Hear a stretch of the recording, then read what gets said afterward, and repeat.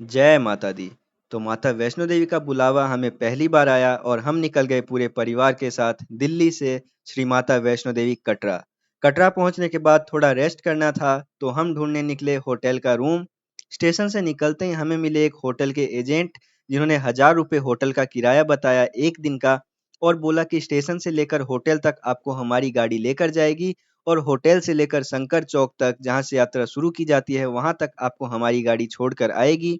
फिर जब आप यात्रा को पूरी कर लेंगे, तो आपको हमारी गाड़ी वापस वहाँ से पिकअप कर लेगी होटल तक, और जब आपको स्टेशन जाना होगा, तो हमारी गाड़ी ही आपको छोड़कर आएगी स्टेशन तक।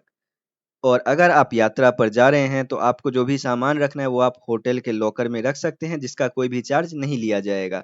तो हम चले जाते हैं उनके साथ उनके होटल पर, और शाम के लगभग 4 बजे हम आरएफआईडी कार्ड बनवाते हुए यात्रा को शुरू कर देते हैं। तो अभी हमारा 4 बजे का टाइम हो चुका है लगभग, और हमने अपनी यात्रा को शुरू कर दिया है। बीच-बीच में मैं आपको कुछ ज़रूरी बातें बताता रहूँगा, जिसको अगर आप ध्यान में रखते हैं, तो आपको यात्रा करने में काफ़ी आसानी होगी और आप अच्छे से यात्रा को पूरी कर पाएँगे। बाकी देखते हैं हम अब शाम तक कब तक पहुँचते हैं। जय माता दी। इस यात्रा को मैं बाँट देता हूँ 2 भागों में। पहले वो जो अकेले आए हैं या फिर दोस्तों के साथ आए हैं और उनको रेस्ट नहीं करना है, सीधा भवन के लिए यात्रा को शुरू करना है। तो वो लोग जो है रेलवे स्टेशन से आरएफआईडी कार्ड बनवा सकते हैं। आरएफआईडी कार्ड बनवाने के लिए आधार कार्ड अपना ज़रूर लेकर जाएँ, उसके बिना आपका आरएफआईडी कार्ड नहीं बनेगा। तो आप वहाँ से रेलवे स्टेशन से आरएफआईडी कार्ड बनवाकर पैदल भी निकल सकते हैं, या फिर अगर आप कोई ऑटो वाले को देखते हैं, तो वो आपसे 150 या 200 रुपये लेगा और शंकर चौक तक आपको छोड़ देगा, जहाँ जो अभी आप वीडियो में देख रहे हैं, यहाँ तक वो आपको छोड़ेगा और यहाँ से आपको फिर पैदल यात्रा शुरू करनी होगी। अब दूसरा भाग वो है जो फैमिली के साथ आए हैं, तो फैमिली वालों को रूम तो ज़रूर चाहिए। तो स्टेशन के पास जब आप बाहर आएँगे, तो आपको वहाँ पर काफ़ी लोकल ऑटो वाले मिल जाएँगे, जो कि आपको 150 से 200 रुपये माँगेंगे किसी होटल तक ले जाने का। तो मेरे हिसाब से मैं आपको सजेस्ट करूँगा कि आप लोकल ऑटोज़ वालों को ना लें। आप वहीं पर थोड़ा आगे चलेंगे रेलवे स्टेशन पर ही, तो आपको काफ़ी सारे एजेंट मिल जाएँगे होटल्स के, जो कि आपको उनका रेट बताएँगे और उनकी इस गाड़ी की सर्विसिंग जो होती है वो फ्री होती है। गाड़ी का जो भी सर्विस होगा वो आपको बिल्कुल फ्री मिलेगा। जैसे कि आपको स्टेशन से लेकर होटल तक ले जाना, और होटल से लेकर शंकर भवन, शंकर चौक, जहाँ से आपको यात्रा शुरू करनी होगी, वहाँ तक ले जाना, और यात्रा जब आप कंप्लीट कर लेंगे, तो वापस यहीं से आपको होटल के लिए पिकअप कर लेना, और जब आप स्टेशन जाएँगे, तो आपको होटल से लेकर स्टेशन तक वहाँ तक छोड़ देना। ये सब आपका चार्ज इंक्लूडेड होगा। 1000 रुपये या फिर 1100 रुपये लेंगे होटल वाले, जिसमें आपको 1 दिन का होटल स्टे भी मिलेगा। यात्रा करने से पहले अगर आपको कोई सामान अपना रखना होगा, क्योंकि सारा सामान लेकर आप चढ़ाई नहीं कर सकते, चढ़ाई करने में काफ़ी मुश्किल होती है, तो आप अपना सामान होटल के लॉकर में रख सकते हैं, जो कि बिल्कुल फ्री ऑफ कॉस्ट होगा, उसका कोई भी चार्ज आपसे नहीं लिया जाएगा। यात्रा के लिए जब आप होटल से निकलेंगे, तो आपको होटल वाले की गाड़ी जो भी होगी, वो आपको शंकर चौक तक छोड़ देगी। वहाँ से आपको इन रास्तों से गुज़रना होगा जो अभी आप वीडियो में देख रहे हैं। इन रास्तों पर लगभग आपको 8 से 10 मिनट चलना होगा। उसके बाद आप एंट्री पॉइंट पर पहुँच जाएँगे, जहाँ पर आपका आरएफआईडी कार्ड चेक किया जाएगा, जो कि अभी आप सामने देख रहे हैं, जो सामने एक स्ट्रक्चर सा बना हुआ है, वहाँ पे आपको पहुँचना होगा और वहाँ पर आपकी आरएफआईडी कार्ड चेकिंग होगी। आपका जो भी सामान होगा आपके साथ, वो आपको चेक करना होगा, और वहाँ पर जो भी पुलिसकर्मी होंगे, उनको आपका सारा जाँच करवाना होगा। उसके बाद आपको एंट्री वहाँ पर दे दी जाएगी।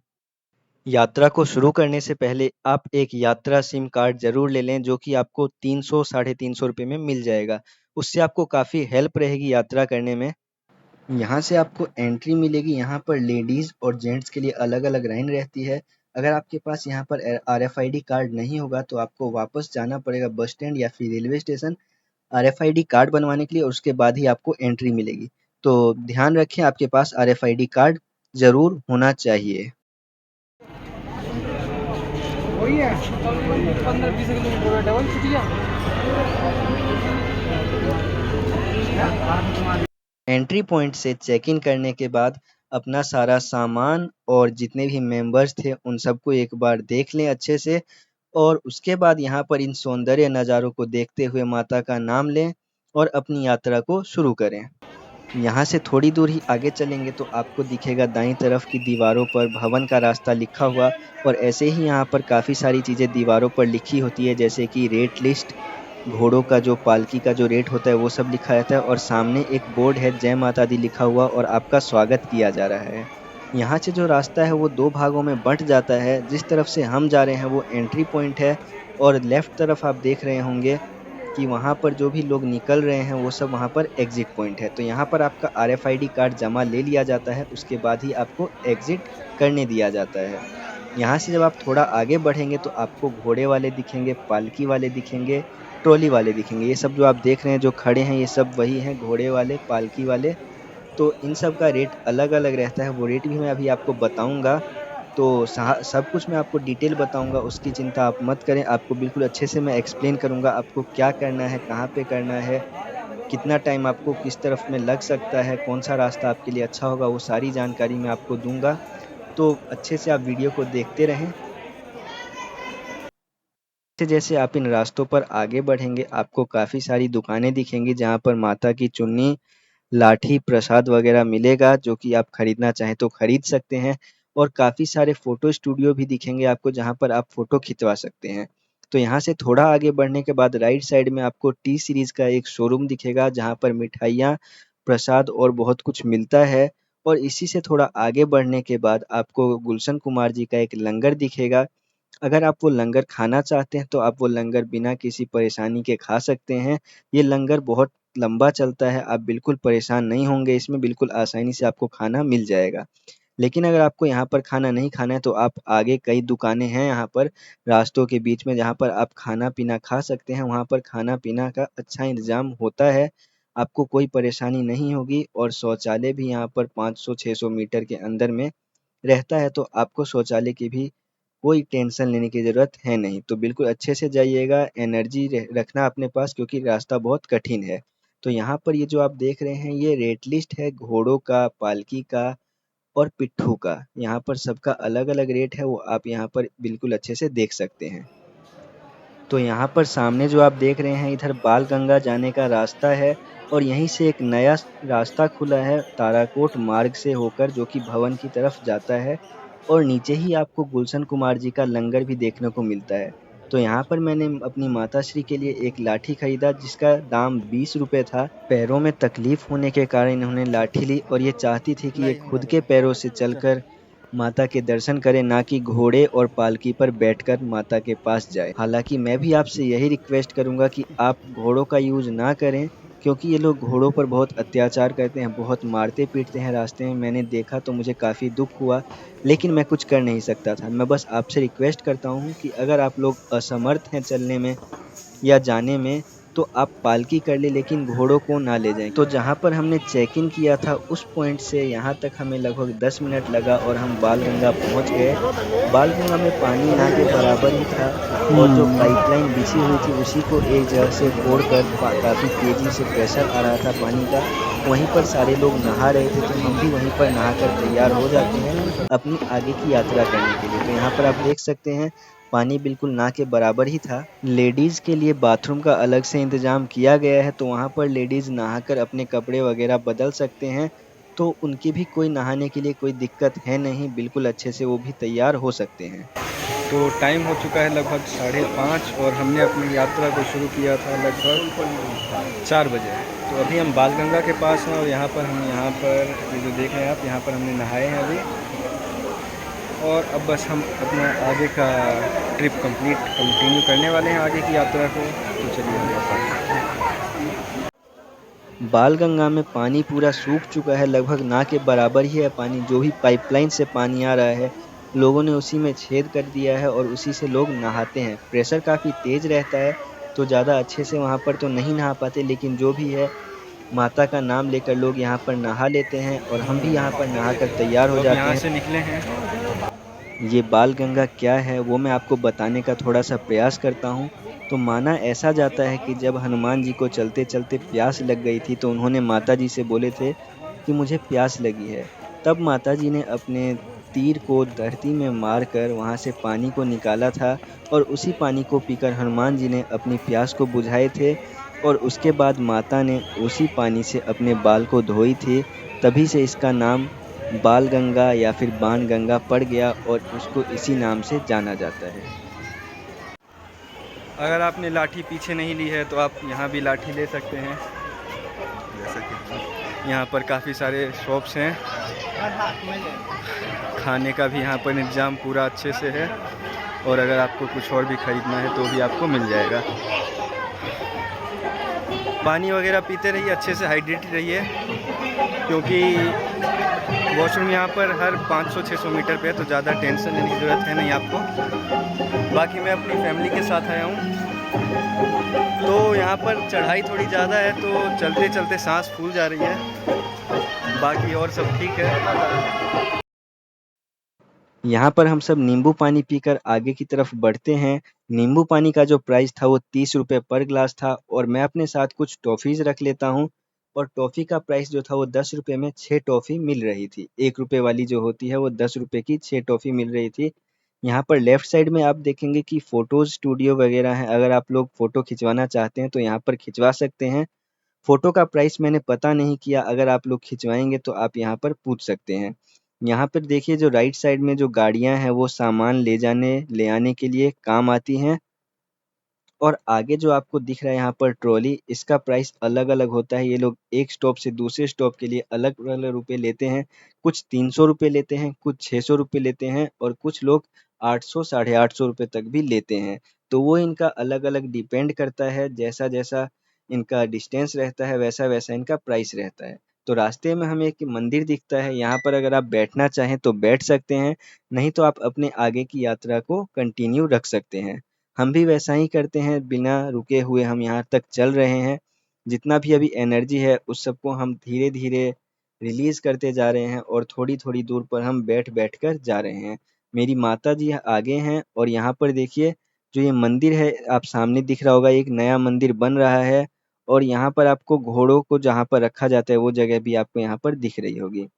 तो आधा घंटा लगभग बालगंगा से चलने के बाद मुझे यहाँ पर पहले सबसे दिखाई देता है एक बोर्ड, जहाँ पर लिखा होता है चरण पादुका थोड़ी दूर आगे है। तो यहाँ पर जाकर मुझे थोड़ा अच्छा एक्साइटमेंट फ़ील होता है, क्योंकि पहली बार मैं जा रहा था वैष्णो देवी, और हमारी पूरी फैमिली ही यहाँ पर पहली बार वैष्णो देवी जा रही है। तो एक्साइटमेंट काफ़ी ज़्यादा है, लेकिन जो चढ़ाई है वो काफ़ी ज़्यादा है, और रास्ता भी काफ़ी कठिन है। फिर भी चलते जा रहे हैं आगे, जहाँ तक जा रहे हैं वो सब मैं आपको दिखाता रहूँगा।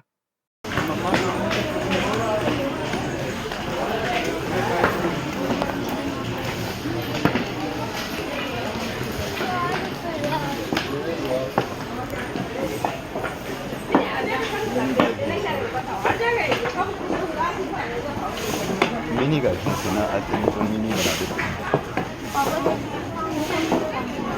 नानी गाँव है।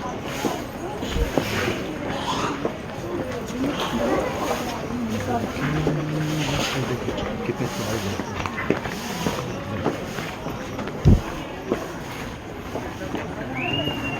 वो दिखाओ ना। कुछ छोटा करते हैं, कुछ छोटे होते भी।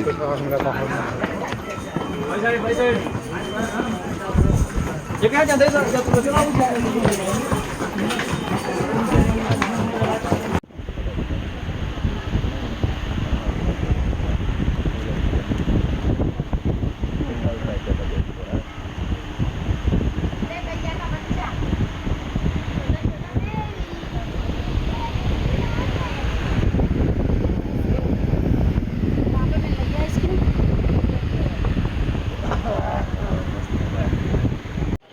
तो अब लगभग 6:30 बज चुके हैं, 6:37। तो 2.5 घंटे बाद हम यहाँ पहुँच चुके हैं चरण पादुका के मंदिर के पास। यहाँ पर आपको दिखाता हूँ मैं। अरे हैं कहाँ? दीदी को दो। ये देखिए,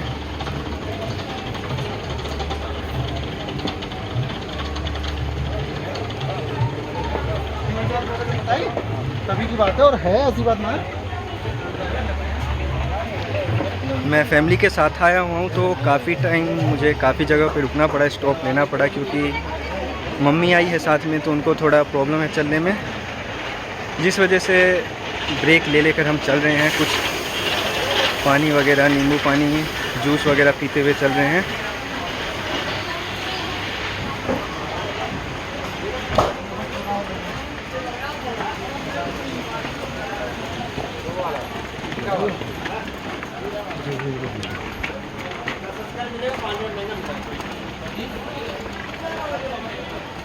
ये देखिए चरण पादुका मंदिर यही है।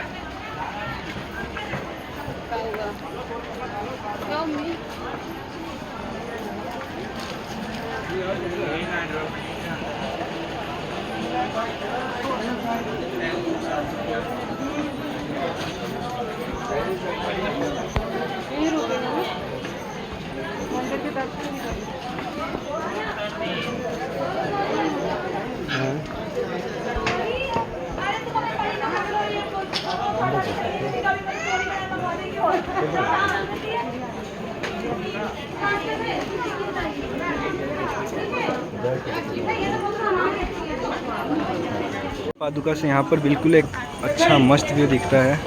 यहाँ पर मैं कोशिश करूँगा आपको दिखाने की पूरा सिटी का व्यू।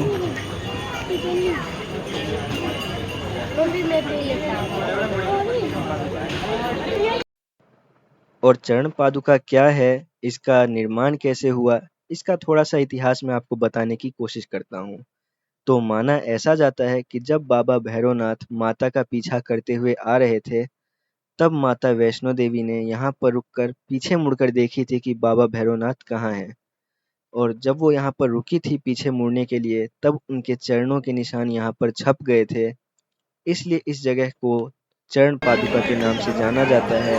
और यहाँ पर इस मंदिर का निर्माण यहाँ पर इसलिए किया गया है।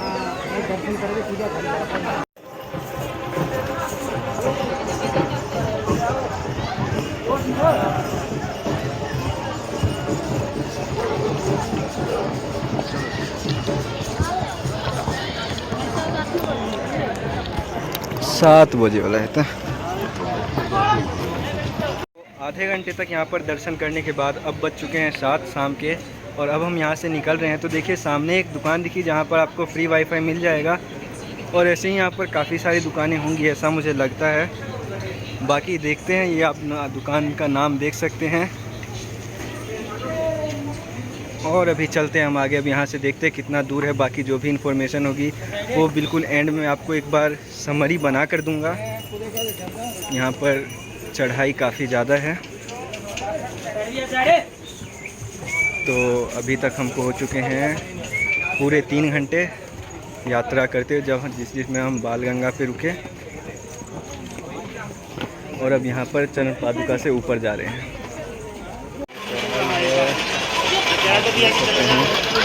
कुछ ज़्यादा ही चढ़ाई है।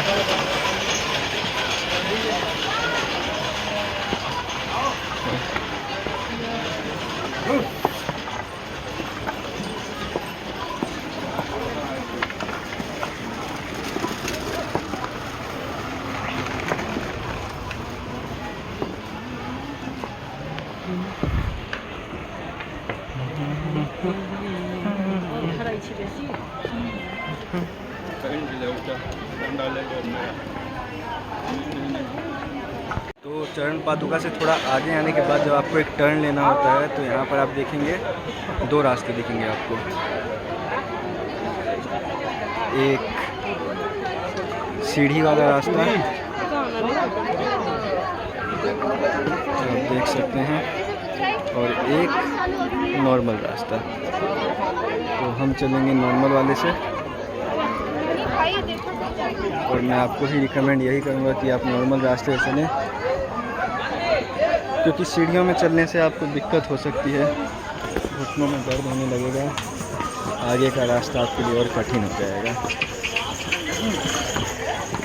पटन में बहुत रुपया लगाए कि रास्ते में कुछ खाते पीते चले आराम से, और जहाँ भी सीढ़ियाँ हों वहाँ प्रेफर करना आप सीढ़ियाँ ना लें। 3.5 घंटे की यात्रा पूरी हो चुकी है, और यहाँ पर आप देखेंगे कि आपको काफ़ी जगह ऐसे लोग मिल जाएंगे जो ढोल बजाते रहते हैं। तो जगह जगह पर यहाँ पर आपको पानी और जूस वगैरह की व्यवस्था मिल जाएगी। आप चाहे तो ख़रीद भी सकते हैं। टॉयलेट वगैरह काफ़ी यहाँ पर अच्छे ठीक ठाक है। थोड़ी थोड़ी दूर पे आपको टॉयलेट वगैरह मिल जाएंगे, तो उन सब की टेंशन मत करना। आराम से अपना खाते पीते चलना, क्योंकि सफ़र बहुत लंबा है, काफ़ी लंबा है, और चढ़ाई काफ़ी ज़्यादा है। अगर आप बड़े बुजुर्गों के साथ आ रहे हैं तो उनका कृपया करके ध्यान रखें। उनको काफ़ी प्रॉब्लम हो सकती है चलने में, तो आराम से ब्रेक ले लेकर चलते रहें।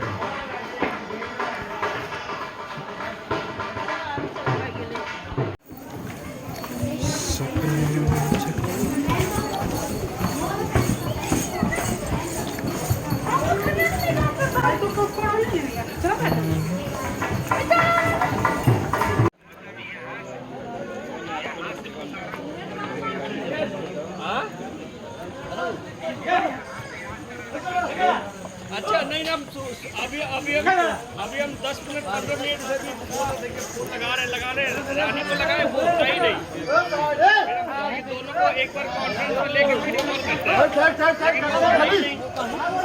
हैं। चरण पादुका से लगभग आधा घंटा यात्रा करने के बाद हम पहुंचने वाले हैं। यहाँ पर देखिए, आपको मैं दिखाता हूँ।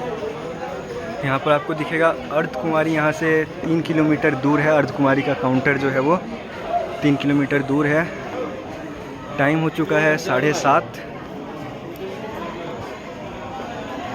यहाँ पर देखिए, दिस इज़ चरण पादुका प्रीपेड काउंटर।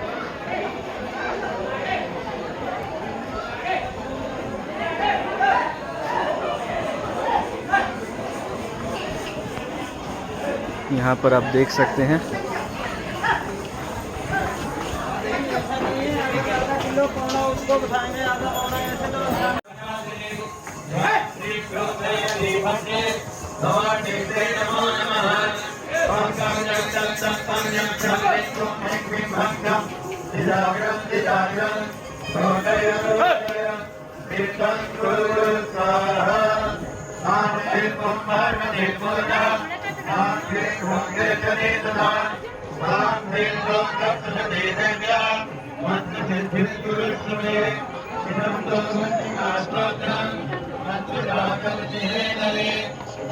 कुमारी,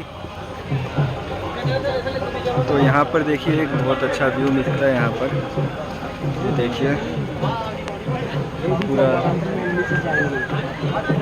सिटी व्यू, यहाँ बहुत अच्छा व्यू दिखता है। देखेंगे आप।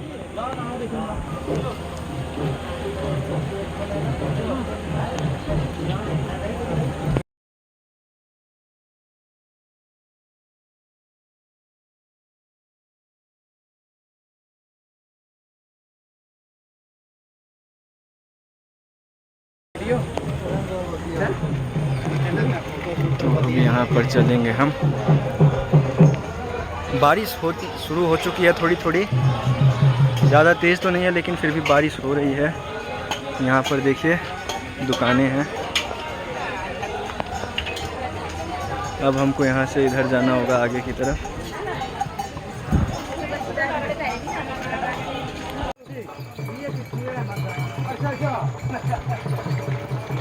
तो यहाँ से आगे आने के बाद थोड़ा सा आप देखेंगे सीढ़ियाँ यहाँ पर भी है। ये 500 सीढ़ियाँ हैं और यहाँ पर लिखा हुआ है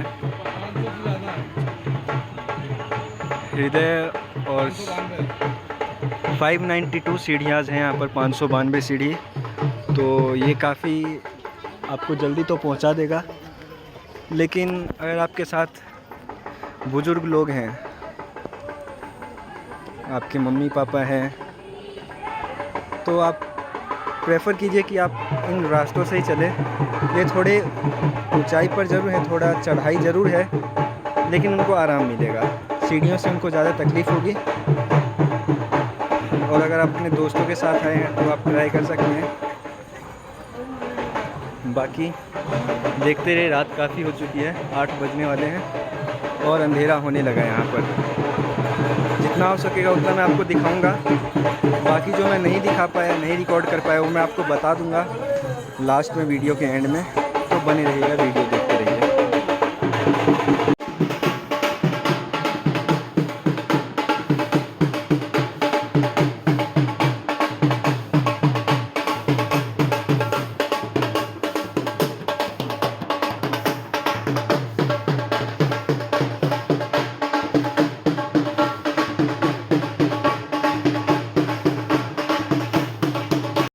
तो यहाँ पर हम थोड़ा सा ब्रेक लेकर कुछ फल और खीरे खा लेते हैं, क्योंकि जब आप चरण पादुका से आगे आएंगे तो आपको खाने की दुकानें नहीं दिखेंगी, सिर्फ फल की दुकानें ही दिखेंगी। और यहाँ से जो रास्ता है वो 2 भागों में बँट जाता है। पहला जो भवन की तरफ जाता है हिमकोटी से होकर, जहाँ पर आपको अर्धकुंवारी देखने को नहीं मिलता है, और दूसरा रास्ता हाथीमथा मार्ग से होकर जाता है, जो कि आपको अर्धकुंवारी भी देखने को वहाँ पर मिलता है। तो दोनों के रास्ते में 1 किलोमीटर का डिफरेंस है। अगर आप हिमकोटी की तरफ से जाते हैं तो 5.5 किलोमीटर में आप भवन पहुँच जाएँगे, लेकिन अगर आप हाथीमथा मार्ग से आते हैं तो आपको 6.5 किलोमीटर चलना पड़ेगा। तो हम निकल जाते हैं हाथीमथा मार्ग से, क्योंकि हमें जाना था अर्धकुंवारी, जो कि यहाँ से लगभग 1 किलोमीटर दूर है। तो हम इसी रास्ते से आगे बढ़ते हैं। तो टाइम हो चुका है 9:15 रात के, और अब हम यहाँ पर पहुँचने वाले हैं अर्धकुमारी। आपको दिखाता हूँ, यहाँ पर देखिए 271 स्टेयर्स कंप्लीट करने के बाद मैं वहाँ टॉप पर पहुँच जाऊँगा, जहाँ अर्धकुमारी है। 7 बजे यात्रा स्टार्ट किया था मैंने, और अब 9:15 बजने वाले हैं। तो ये सीढ़ियाँ तो नहीं चढ़ूँगा, क्योंकि मेरे साथ मम्मी है, पापा है, बड़े भाई हैं। तो अभी मैं इधर चढ़ाई से चल रहा हूँ आगे। ब्रेक लेते लेते आए हैं। ज़्यादा टाइम हमने थोड़ा दूर चल के मम्मी के लिए वेट किया है, तो इसलिए थोड़ा ज़्यादा टाइम लग गया है। बाकी 2.25 घंटे लग गए हमको। बहुत आराम से आए हैं, बहुत ज़्यादा आराम से। हाँ हाँ, सही है। बहुत ज़्यादा आराम से आए हैं, बिल्कुल स्लोएस्ट जो आप कह सकते हैं, उतना आए हैं। और हमको लगभग लग गया यहाँ पर 2.25 घंटे लग गए हैं आने में, और ऊपर जाने में भी देखते हैं वहाँ पर कितना टाइम लगेगा। बाकी वो मैं आपको बताऊँगा, अपडेट करूँगा। चलिए, तो टाइम हो चुका है, 10 बज चुके हैं, और अब हम अर्धकुमारी के चेक पोस्ट पर पहुंच गए हैं। यहाँ पर देखिए, ये चेक पोस्ट पर हमें चेकिंग करवानी है अपनी, और उसके बाद आगे निकलते हैं। चेकिंग करते टाइम अगर आपके पास कोई भी नशीली पदार्थ या फिर गुटखा वगैरह पाया जाता है, तो ये लोग यहाँ पर उसको रख लेते हैं, और आपको उसके बिना ही जाना पड़ता है। तो अच्छा होगा आप ये सब लेकर ना चलें। राइट साइड में जो रास्ता है वो सिर्फ घोड़ों के लिए है, घोड़े उस रास्ते से चलते हैं। और जो लेफ़्ट साइड में है, अगर हम इस रास्ते पर चलेंगे तो हम अर्धकुंवारी तक पहुंच जाएंगे। ये जो है श्राइन बोर्ड का रेट लिस्ट है। अगर आपको कुछ खाना पीना है तो आप यहाँ से खा सकते हैं। तो फाइनली टाइम हो चुका है 10:30, और 7 बजे हम निकले थे चरण पादुका से। तो 3.5 घंटे हमको लग चुके हैं लगभग यहाँ पर आते हुए। अर्धकुमारी में आते हुए 3.5 घंटे लग गए, और इतना टाइम इसलिए लग गया क्योंकि साथ में मम्मी है, पापा हैं, तो हम धीरे धीरे चलते हुए आ रहे हैं। यहाँ पर काफ़ी जगह हमने रुक कर आए हैं, बहुत कम चले हैं, और बहुत ज़्यादा हमने रेस्ट किया है रास्ते में, तो इसलिए इतना टाइम लग गया। वैसे यहाँ पर मैक्सिमम 2 घंटे का रास्ता है। बाकी अभी यहाँ पर हमने पर्ची लिया है अर्धकुमारी की गुफा के लिए, तो 30 घंटे का वेटिंग मिला है हमको। बाकी तो हम आगे से यहाँ से जाएंगे, भवन का रास्ता यहाँ पर है, यहाँ से निकलेंगे। पर्ची मैंने ले लिया है गेट काउंटर नंबर 2 से, वहाँ देखेंगे पर्ची काउंटर नंबर 2 ऊपर की साइड दिखेगा आपको वहाँ पर। और ये भवन का रास्ता है, बाकी ये मंदिर है। यहाँ पर गुफा का रास्ता बताया जा रहा है कि इधर है गुफा का रास्ता, और यहाँ पर देख सकते हैं आप,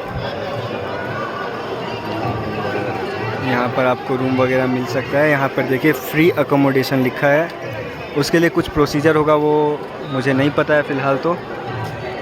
बाकी अगर आपको कंबल लेना है यहाँ पर, तो कंबल आप ऊपर ही काउंटर नंबर 3 से ले सकते हैं, 100 रुपये सिक्योरिटी डिपॉजिट करके।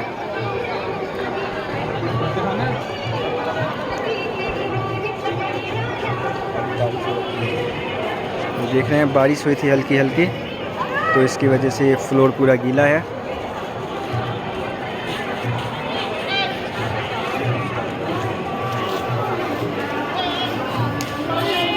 तो ये जो लोग आप देख रहे हैं जो फर्श पर बैठे हुए हैं, ये लोग यहाँ पर इसलिए बैठे हैं क्योंकि इनको रूम नहीं मिला, क्योंकि रूम कुछ लिमिटेड ही हैं। और इन सब की जो पर्ची है उसका नंबर अभी आया नहीं है, क्योंकि ये सब गुफा का दर्शन करने वाले लोग हैं, पर इनका नंबर अभी तक आया नहीं है। क्योंकि इस टाइम पर जब मैं गया था उस टाइम लगभग 30-32 घंटे की वेटिंग चल रही थी, और ये सारे लोग यहाँ पर वेट कर रहे हैं कि इनका नंबर कब आए और ये माता के गुफा का दर्शन करें, और उसके बाद ये आगे का प्रस्थान अपना करें। तो यहाँ पर रूम्स जो थे वो काफ़ी लिमिटेड थे, तो सबको नहीं मिल पाए, तो लोग ऐसे ही यहाँ पर बैठकर अपना टाइम बिताते हैं। कुछ लोग 1 दिन रुके हैं, कुछ लोग 2 दिन रुके हैं। मैं जब आया तब थोड़ा टाइम कम था वेटिंग टाइम, लेकिन उसके पहले 48-48 घंटों का वेटिंग टाइम चल रहा था। लेकिन यहाँ पर जो भी लोग आराम करते हैं, बैठते हैं या सोते हैं, यहाँ पर बैठने का भी एक अलग ही मज़ा है, अलग ही एक्सपीरियंस है, जो कि आपको करना चाहिए और मैंने भी किया था। मैं भी यहाँ पर एक रात सोया था और उसका जो एक्सपीरियंस है वो अलग बिल्कुल नेक्स्ट लेवल का है। वो मैं आपको ज़ाहिर नहीं कर सकता, इतना मज़ा आया मुझे यहाँ पर। ये मेरी फर्स्ट वैष्णो देवी की ट्रिप थी और सबसे ज़्यादा मज़ा मुझे अर्धकुंवारी में ही आया। ये मैं आपको ऑनेस्टली बता रहा हूँ। और जो भी मैं आपको बाहर दिखा रहा हूँ, धुंध इतनी ज़्यादा है कि मैं आपको कुछ दिखा नहीं पा रहा ठीक से, कैमरा कुछ कैप्चर नहीं कर पा रहा है। यहाँ से नॉर्मल आँखें भी से भी कुछ नहीं दिख रहा था, तो कैमरे से तो क्या ही दिखेगा। बाकी यहाँ पर सबसे ज़्यादा मज़ा जो है वो अर्धकुंवारी में आया और आपको भी आएगा। मौसम इतना सुहावना है यहाँ पर। तो टाइम हो चुका है, 12 बज चुके हैं रात के और 1 घंटा वेट करने के बाद वहाँ पर हम यहाँ से निकल चुके हैं भवन की तरफ। वेटिंग टाइम जो चल रहा है अभी गुफ़ा का, अर्धकुंवारी के गुफ़ा का जो वेटिंग टाइम चल रहा है अभी, वो लगभग उन्होंने बोला है 30 घंटे। तो हम 30 घंटे तब तक अभी ऊपर जाएंगे भवन में, वहाँ पर माता के दर्शन करके आगे चलेंगे, फिर भैरवनाथ के दर्शन करेंगे। भैरवनाथ जी के दर्शन करने के लिए हम रोपवे का इस्तेमाल करेंगे। बाकी यहाँ पर देखिए अभी हम भवन जा रहे हैं, भवन का रास्ता है ये। तो यहाँ पर अभी ढलान था और अब यहाँ से चढ़ाई स्टार्ट हो जाएगी। तो चलते हैं अब।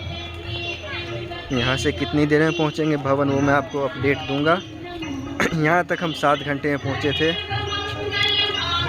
तो बारिश काफ़ी तेज़ हो रही है यहाँ पर, मैं आपको दिखाता हूँ बैक कैमरा करके से। आवाज़ आप सुन सकते हैं अगर आपको दिखाई ना दे रहा हो तो। वैसे बारिश काफ़ी ज़्यादा तेज़ हो रही है। यहाँ से मैं दिखाने की कोशिश कर रहा हूँ लेकिन आपको मैं दिखा नहीं पा रहा हूँ, पर आवाज़ से आप सुन सकते हैं बारिश काफ़ी तेज़ हो रही है।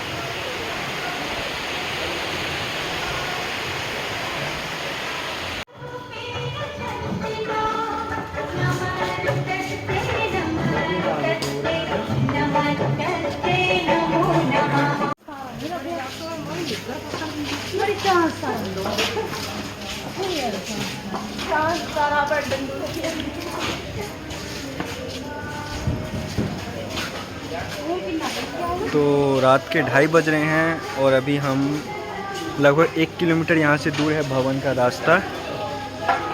12 बजे हमने अर्धकुंवारी से अपना यात्रा शुरू की थी, 12 बजे से, और अभी 2:30 बज रहे हैं। तो मतलब 2.5 घंटे में हम यहाँ तक पहुँच गए हैं।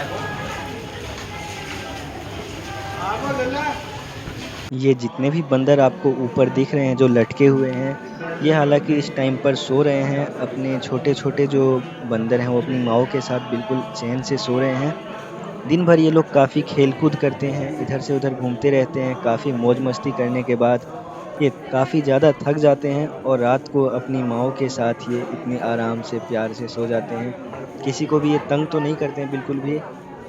तो अभी जितने भी ये दिख रहे हैं आपको ऊपर में, सारे के सारे सो रहे हैं। और एक बात मैं बताता हूँ आपको कि रात के टाइम यात्रा करने का फ़ायदा ये है कि आपको भीड़ कम मिलेगी, आप ज़्यादा जल्दी रास्ते को कंप्लीट कर पाएंगे।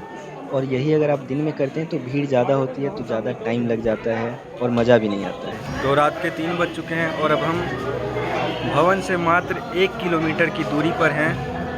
हमने जो अपना ये यात्रा तय स्टार्ट किया था वो 12 बजे लगभग स्टार्ट किया था अर्धकुंवारी से, और अभी 3 बज चुके हैं। तो लगभग 3 घंटे में हम 5 किलोमीटर आ चुके हैं। रात का टाइम था इसलिए ज़्यादा भीड़ नहीं थी और काफ़ी जल्दी ये रास्ता तय हो गया। आप देख सकते हैं सामने मंदिर है, मैं आपको दिखाता हूँ। यहाँ से आपको दिख रहा होगा हल्का हल्का, तो यही है माता का मंदिर। यहाँ से आप देख सकते हैं।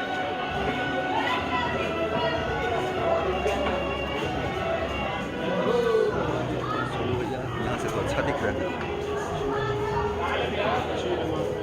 जूम कर लो, जूम कर लो, दूसरे ठीक है, वो कैसी है वो है ना। फाइनली लगभग 11 घंटे की यात्रा के बाद अब थोड़ी खुशी हो रही है, क्योंकि मैं सामने यहाँ पर देख पा रहा हूँ। देखिए और अब यहाँ से बस 1 किलोमीटर दूर है माता का भवन। तो अब काफ़ी थोड़ा ठीक ठाक लग रहा है। बाकी रास्ते में तो बहुत परेशान हो गया था क्योंकि बहुत ज़्यादा तकलीफ़ हुई है। पहली बार आया हूँ यहाँ पर मैं वैष्णो देवी, और मम्मी पापा भी थे साथ में, तो काफ़ी धीरे धीरे हमको चलना पड़ा वेट कर करके। तो लगभग 11 घंटे, शाम को 4 बजे यात्रा शुरू किए थे हमने। उसके बाद बालगंगा, अर्धकुंवारी और हेमकूट, इन सब को पार करते हुए अभी रात के 3 बजे हम यहाँ पर पहुँचे हैं, जो कि माता के भवन से 1 किलोमीटर अभी पीछे हैं हम। तो 1 किलोमीटर तय करने में देखते हैं कितना टाइम लगता है। मैं आगे आ चुका हूँ, हालांकि मम्मी पापा भैया सब पीछे हैं। बाकी देखते हैं जो भी होता है आगे, वो मैं आपको बताता रहूँगा। आज 3 तारीख है, 3 जुलाई 2024। 3 जुलाई को हम ये यात्रा कंप्लीट करने वाले हैं, और कल यानी 2 तारीख को शाम को हमने यात्रा को स्टार्ट किया था। बीच में मेरी हालत भी काफ़ी ख़राब हो गई थी, तो मैं वीडियो शूट नहीं कर पाया था। मैंने सिर्फ फ़ोटोज़ क्लिक कर लिए हैं, और उस बेसिस पे मैं आपको एक्सप्लेन कर दूंगा अच्छे से। तो ज़्यादा चिंता की कोई बात है नहीं। बाकी मैं काफ़ी ज़्यादा थक गया था। उसके बाद मैंने खाना पीना खाया तो थोड़ी एनर्जी आई है। अब यहाँ से देखिए, अभी यहाँ पर लाइट जल रही थी, अभी जस्ट ये लाइट ऑफ हो चुकी है माता की। तो 1 किलोमीटर है यहाँ से, 1 किलोमीटर पार करके मैं बताता हूँ आपको। बाकी अब थोड़ा ठीक लग रहा है पहले से। मम्मी पापा पीछे ही रह गए हैं, आ रहे हैं अभी धीरे धीरे।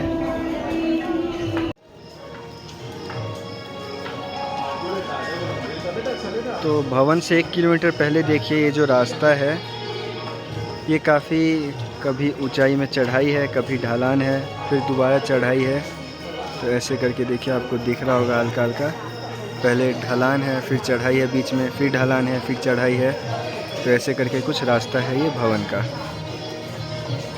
तो यात्रा ऑलमोस्ट कंप्लीट होने वाली है, और आज काफ़ी तगड़ी बारिश हुई है यहाँ पर। वैष्णो देवी में काफ़ी ज़्यादा तेज़ बारिश हुई है आज यहाँ पर। तो मौसम उसकी वजह से ठीक ठाक ठंडा है, ज़्यादा गर्मी तो नहीं लग रही है यहाँ पर।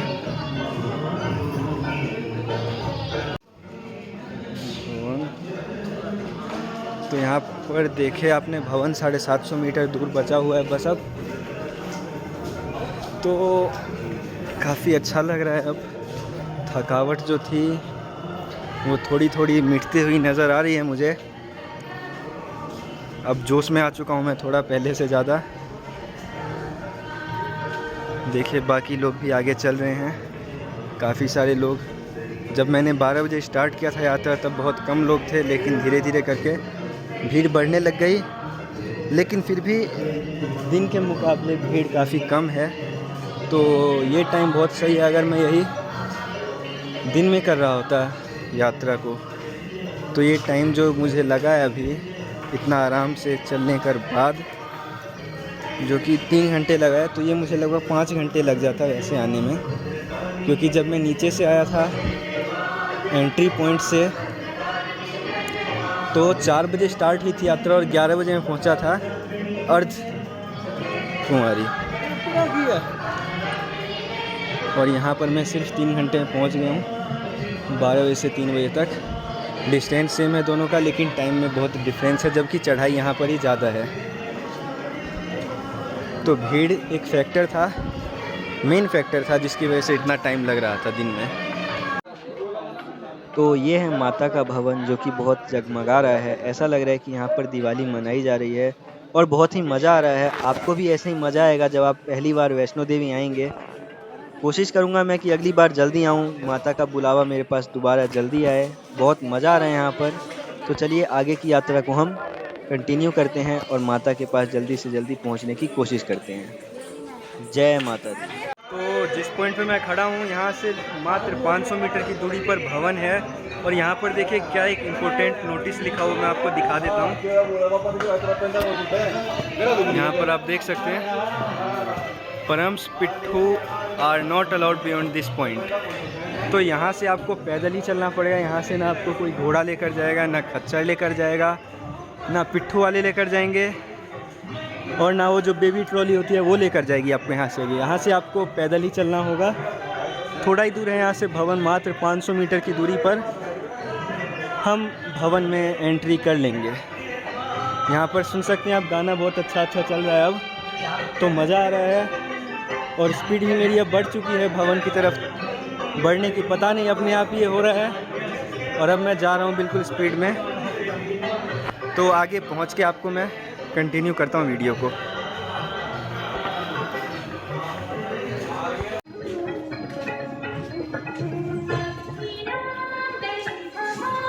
तो यहाँ पर आप देख सकते हैं ये जो पूरा पहाड़ से कटा हुआ है। दिन होता तो आपको शायद ज़्यादा अच्छे से दिखाई देता। यहाँ पर देख सकते हैं कोई भी शेड नहीं है। यहाँ पर शेड जो है वो पहाड़ का ही है। पहाड़ बिल्कुल कटा हुआ है यहाँ पर। ये देखिए यहाँ पर पानी है और उस साइड पानी नहीं है बिल्कुल भी। पूरा कवर्ड है ये माउंटेन से। यहाँ पर देख सकते हैं आप, थोड़ा थोड़ा दिख रहा होगा आपको। रात है उसकी वजह से आपको पूरा क्लियर तो नहीं दिखेगा, उसके लिए माफ़ी चाहता हूँ। अगर दिन होता तो आपको काफ़ी अच्छे से दिखाई देता और मैं दिखा भी पाता आपको काफ़ी अच्छे से। लेकिन यहाँ पर थोड़ा अंधेरा है ज़्यादा, जिसकी वजह से मोबाइल मेरा कैप्चर नहीं कर पा रहा है। बाकी देखिए यहाँ पर अलर्ट्स लिखे हुए हैं और अब हम आगे की तरफ जा रहे हैं। यहाँ से बहुत कम टाइम लगने वाला है हमको, क्योंकि यहाँ पर शायद 300 से 400 मीटर बचा होगा डिस्टेंस बस। आपको आगे चल के मैं दिखाऊंगा पास से भवन कैसा दिखता है माता का। तो भवन यहाँ से मात्र 250 मीटर की दूरी पर है और यहाँ पर आपको फर्स्ट लुक दिख रहा होगा इस कॉर्नर से, जो कि मैं अभी दिखाने की कोशिश कर रहा हूँ आपको। बहुत अच्छे से आपको दिख रहा होगा ये,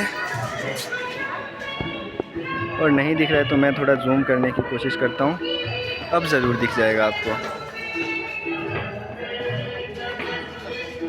यही है माता का भवन, जहाँ हम अगले 10 मिनट में शायद पहुँच जाएं।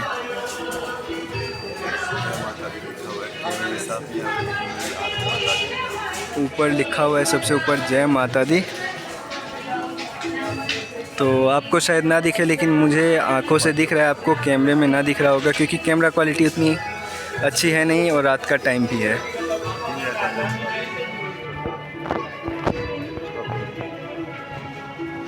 अब आपको शायद हल्का फुल्का दिख जाए। तो चलिए अब चलते हैं भवन में। इन गाड़ियों से भी आप आ सकते हैं अर्धकुंवारी के बाद से। और ये देखिए लास्ट चेकिंग पॉइंट है, यहाँ पर मैं चेकिंग करवाऊँगा। तो ये है एंट्री चेक पॉइंट और ये है पार्वती भवन।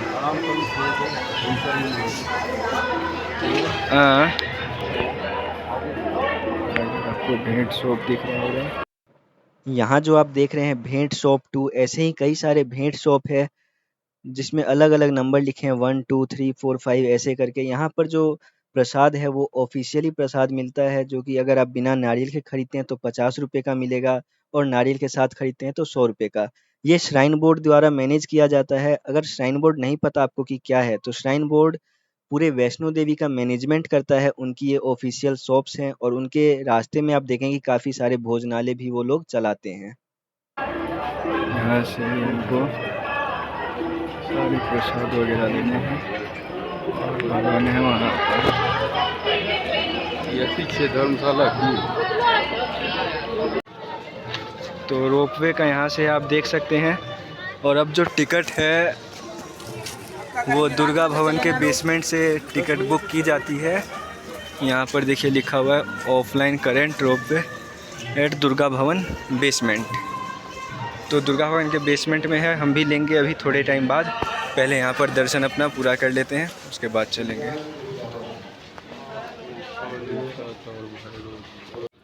यहाँ पर पहुँचने के बाद आपको एक लॉकर ढूंढना होगा। लॉकर बिल्कुल फ्री ऑफ कॉस्ट मिलता है।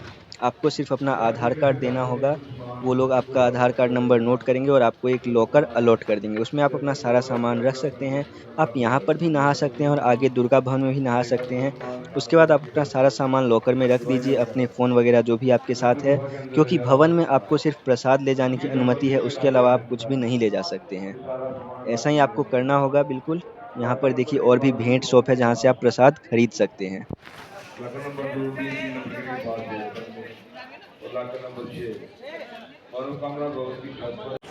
तो लॉकर लेने के लिए मैं यहाँ पर आया हुआ था। थोड़ा आगे आ गया हूँ मैं लॉकर लेने के लिए। बाकी मैं अपना ताला साथ में लेकर आया था, पर इन्होंने मना कर दिया कि आप अपना ताला नहीं लगा सकते, आपको हमारा ताला ही लेना पड़ेगा। तो वैसा ही किया मैंने। इन्होंने मेरा आधार कार्ड मांगा जो मैंने इनको दे दिया, और उसके बाद इन्होंने एक लॉकर नंबर दिया मुझे और साथ में ताला चाबी भी दिया। तो मैं लॉकर लॉक करके आया हूँ। अभी नीचे सब पूरी फैमिली है, तो मैं सामान लेकर अभी आऊँगा ऊपर। उसके बाद यहाँ पर मैं अपना सामान रख के बाकी दर्शन करने जाएंगे आगे का।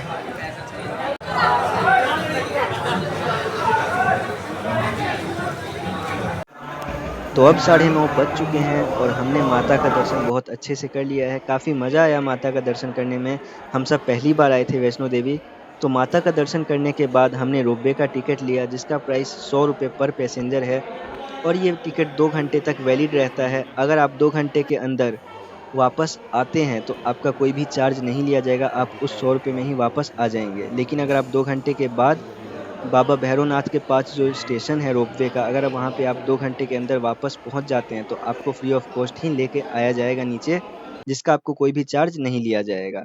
तो ये जो अभी आप फ़ोटो देख रहे हैं माता के भवन की, ये हमें रोपवे के स्टेशन से दिखाई देती है, जो कि काफ़ी अच्छा दिखता है।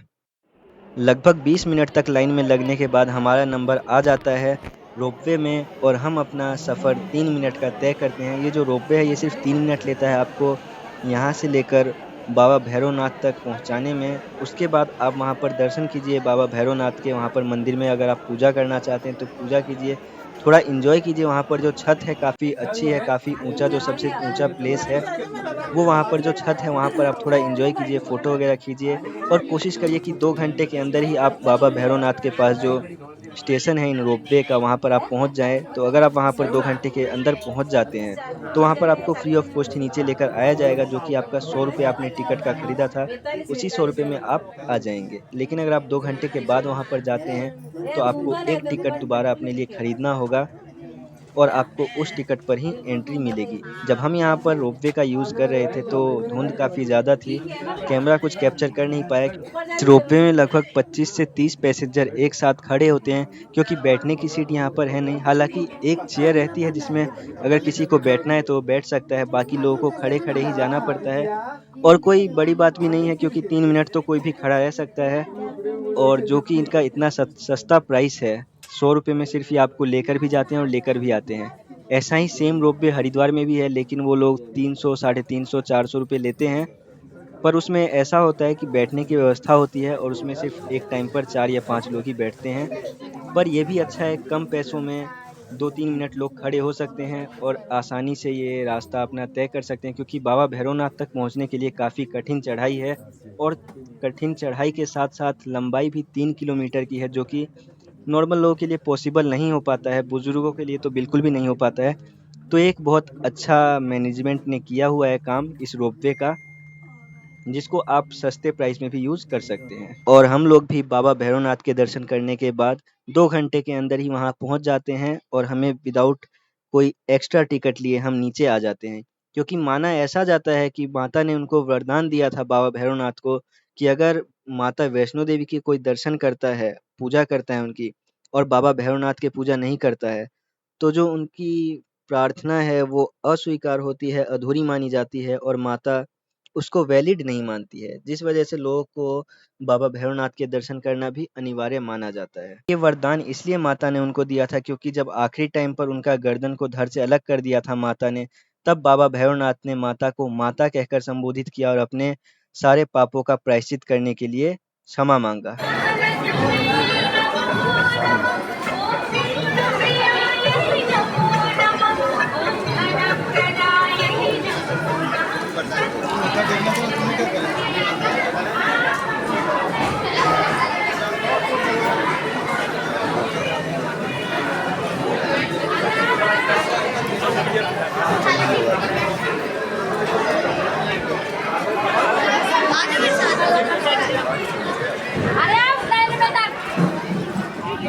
नहीं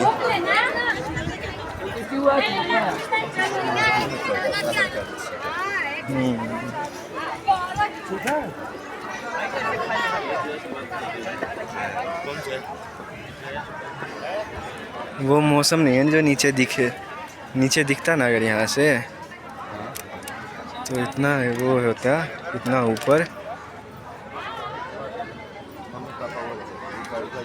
तो हमने भी बाबा भैरवनाथ का दर्शन यहाँ पर बहुत अच्छे से कर लिया। प्रसाद वहाँ पर मिलता है, यहीं पर आपको प्रसाद मिल जाएगा। 50 रुपये 100 रुपये में यहाँ पर प्रसाद मिलता है आपको। और यहाँ पर आपको गरम भभूत भी मिलेगा। बाबा भैरवनाथ का जो पूजा होता है वहाँ पर भभूत मिलता है। आप वो गरम गरम भभूत न्यूज़पेपर में या कहीं पे भी रखकर अपने घर ले जाएं।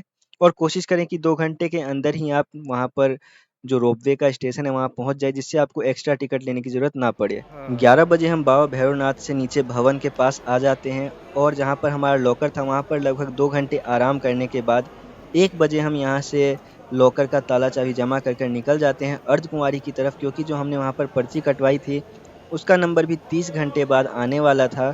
तो हम यहाँ से 1 बजे निकल जाते हैं अर्धकुंवारी की तरफ, और यहाँ पर लगभग हम शाम के 5 बजे अर्धकुंवारी पहुँच जाते हैं। यहाँ पर हमारा जो टाइम था लगभग दर्शन करने का वो 11 बजे का था। 11 बजे यहाँ पर हमारा नंबर आने वाला है रात को। तो हम यहाँ पर थोड़ा बैठकर वेट कर लेते हैं। यहीं पर साइड में हम बैठ जाते हैं सभी लोग, और खाना खाकर हम गुफा के दर्शन कर लेते हैं। उसके बाद हम रात यहीं पर बिताते हैं, रात में यहीं पर हम सो जाते हैं। चद्दर हम जो ब्लैंकेट है वो हम यहाँ पर सिक्योरिटी डिपॉजिट करके चद्दर को ले लेते हैं, और सुबह हम उसको वापस जमा करवाने के बाद हमारे पैसे वहाँ पर वापस मिल जाते हैं। तो मौसम यहाँ पर बहुत अच्छा था, बहुत मज़ा आया हमें अर्धकुंवारी में। और सुबह के लगभग 9:30 बजे हम यहाँ पर नाश्ता वगैरह करके अर्धकुंवारी से निकल जाते हैं कटरा के लिए।